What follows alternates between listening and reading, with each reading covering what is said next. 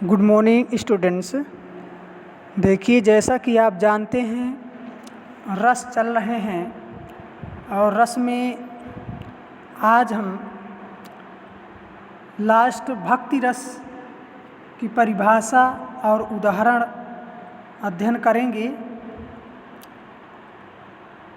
देखिए, जो भक्ति रस है इसका जो स्थायी भाव है भगवत विषयक आपको हमने बताया था, और या देवरति भी कहा जाता है। तो इसकी पहले हम परिभाषा पढ़ते हैं। भक्ति रस जहाँ ईश्वर के प्रति प्रेम या अनुराग का वर्णन होता है वहाँ भक्ति रस होता है। इसकी परिभाषा है कि जहाँ ईश्वर के प्रति प्रेम या अनुराग का वर्णन होता है वहाँ भक्ति रस होता है। भक्ति रस का स्थायी भाव देवरति, जिसे भगवत विषयक रति भी कहते हैं। अभी हमने आपको बताया जो इसका स्थायी भाव है देवरति या भगवत विषय भी कहा जाता है। दूसरे शब्दों में कहें तो जहाँ भगवत अनुरक्ति और प्रेम का वर्णन होता है वहाँ भक्ति रस होता है। इस रस में ईश्वर की अनुरक्ति और अनुराग का वर्णन रहता है। भक्ति रस को भी भरत मुनि ने 9 रसों में स्थान नहीं दिया है। भक्ति रस श्रृंगार के विस्तृत क्षेत्र में आता है। आपको हमने क्लास में ही बोर्ड में बताया था, जब पूरे 11 रसों को लिख करके कि वात्सल रस और भक्ति रस ये श्रृंगार रस के अंतर्गत माने जाते हैं, क्योंकि श्रृंगार का स्थायी भाव होता है रति प्रेम।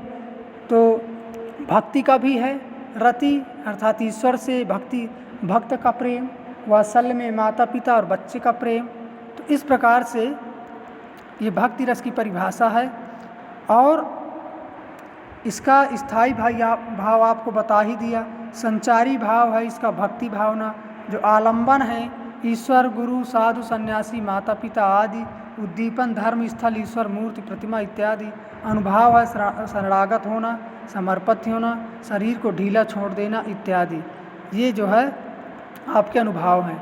अब देखिए इसके कुछ उदाहरण देख लेते हैं।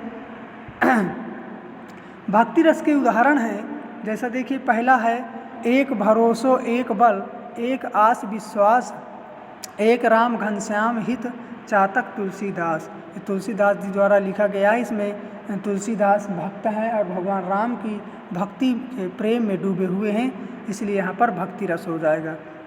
दूसरा देखिए उलट नाम जपत जग जाना, वाल्मीकि भय ब्रह्म समाना। ये भी भक्ति रस के उदाहरण में आता है। फिर तीसरा है असुमन जल सींच सींच प्रेम बेली बोई, मीरा की लगन लागी होनी हो सो होई।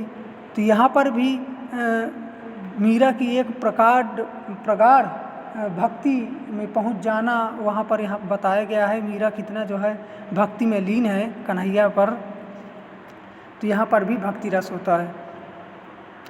मेरे तो गिरधर गोपाल दूसरों न कोई, जाके सिर है मोर मखा मेरे पति सोई।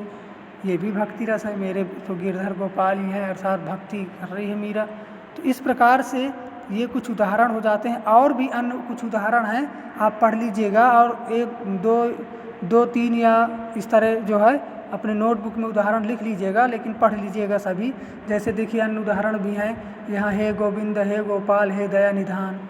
ठीक है। फिर है राम तुम्हारी इसी धाम में नाम रूप गुण लीला लाभ, प्रभु जी तुम चंदन हम पानी, जाकी गंध अंग अंग समानी।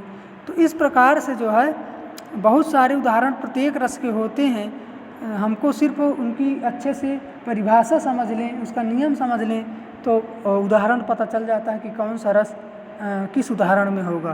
तो इस प्रकार जो है आप लोग जो है भक्ति रस की परिभाषा और उदाहरण को पढ़िएगा, समझिएगा और अपने नोटबुक में लिख लीजिएगा।